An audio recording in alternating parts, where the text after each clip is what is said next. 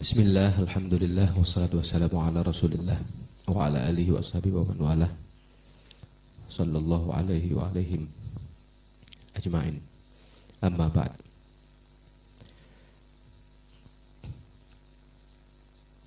Faqala al-muallif Syekh Abdul Qadir Al-Jilani rahimahullahu ta'ala wa nafa'ana bihi wa bi'ulumihi fid dharaini amin. Al-faslu al-thaminu fi bayani syara'idu dzikri. Al-faslu al-thaminu utawi pasal kang kaping 8 fi bayani iku tetep ing dalem mertelaake jelasake syara'idu dzikri, pira-pira syarate zikir.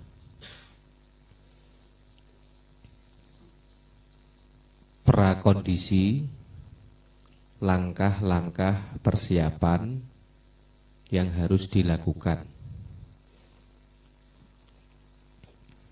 agar zikir kita betul-betul bisa menapaki satu persatu dari 7 tingkatan zikir, yang mana 7 tingkatan zikir ini ketika sudah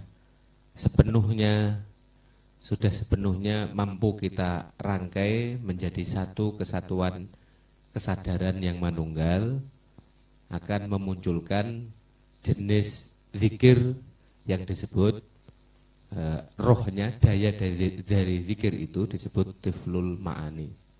Jadi hasil dari perkawinan 7 kesadaran zikir ini disebut tiflul ma'ani, mendapatkan kesadaran yang manunggal, kesadaran satu kesatuan dari 7 tingkatan kesadaran.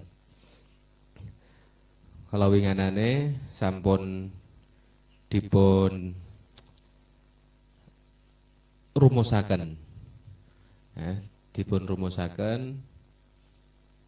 beberapa kesimpulan terkait makna dari zikir. Kita sepakat untuk memaknai zikir pada tingkatan yang lebih tinggi, yang tertinggi. Zikir dalam maknanya yang lebih substantif.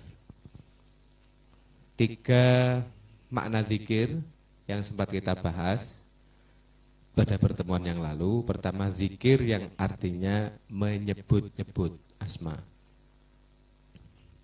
Menyebut-nyebut asma. Berikutnya, zikir yang berarti mengingat. Jadi menghadirkan ingatan. Makna yang pertama, zikrullah berarti menyebut-nyebut asma-asmanya Allah. Baik menyebutnya secara lisan maupun secara batin. Dengan lisan zahir maupun lisan batin. Tapi dengan pola penyebutan asma. Bisa ya Allah, bisa Allahumma, bisa ya Rahman, ya Rahim. Semua asma-asmanya Allah ketika disebutkan ini masuk kategori zikir dalam pengertian yang pertama. Baik disebutkan secara lisan zahir maupun dengan lisan batin. Makna yang berikutnya adalah menghadirkan ingatan. Makna dibalik asma yang disebut-sebut, baik dengan lisan zahir maupun lisan batin, maknanya betul-betul dihadirkan, diresapi, difahami dan dihayati. Ini zikir yang kedua, yang namanya zikir berarti menghadirkan ingatan.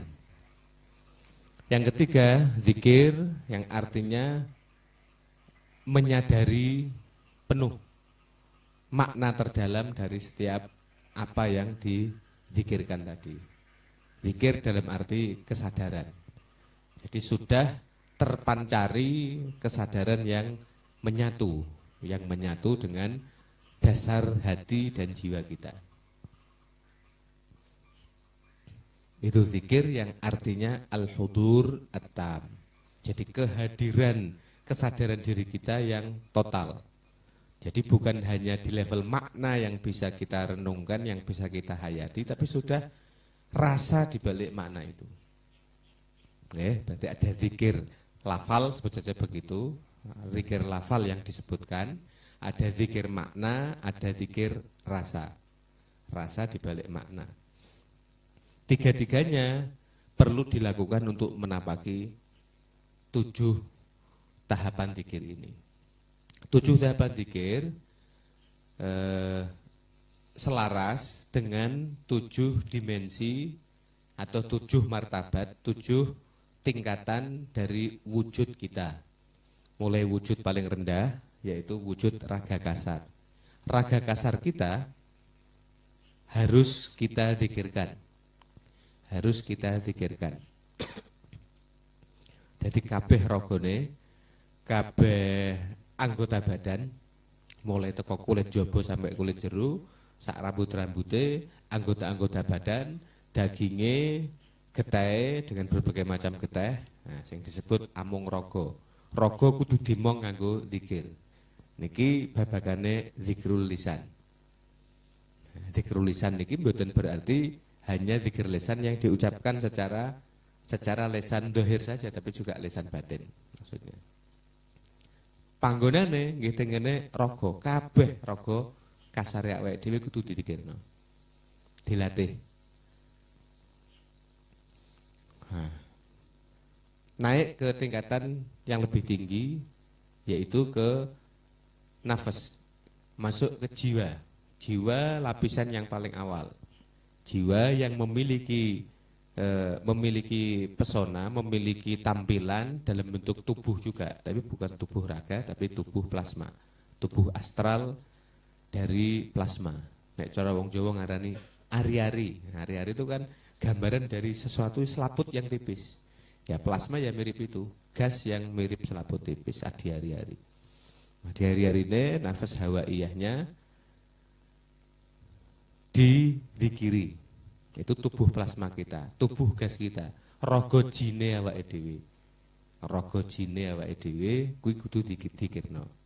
Sebutane zikrun nafs. Ya, zikrun nafas. Naik lebih tinggi ke menzikirkan atau mengajak berzikir dengan 3 tingkatan, 3 bentuk zikir tadi, ya. Zikir yang artinya menyebut-nyebut, zikir yang artinya menghadirkan makna, ya, zikir lafal, zikir makna, dan zikir rasa. Ketiga-tiganya diterapkan.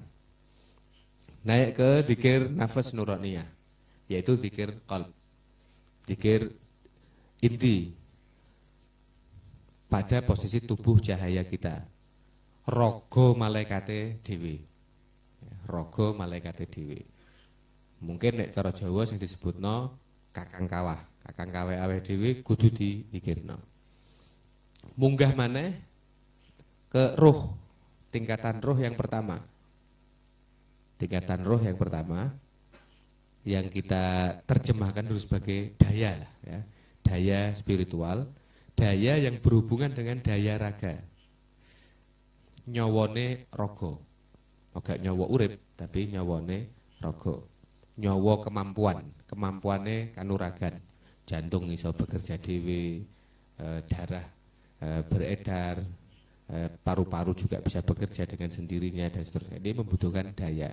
Itu namanya daya raga. Ruh jusmani. Ruhe didikirno. Jadi mirip kaya dikirno raga kasar mau, tapi lebih ke daya, setruman sing membuat setiap raga kasar kita itu, raga material kita bergerak atau bertahan hidup. Itu bertahan, keberadaannya bertahan, itu pasti ada arus dayanya. Nah, arus dayanya ini yang disebut ruh jusmani, ruh raga, daya kanuragan. Ini disebut zikrul ruh, didikirno. Jadi kaya siji-siji meneh. Dikiri tangan, dikiri kulit, tapi dikiri ruhe kulit. Nah, dikiri daging, tapi dikiri ruhe daging. Dikiri meripat, tapi ruhe meripat.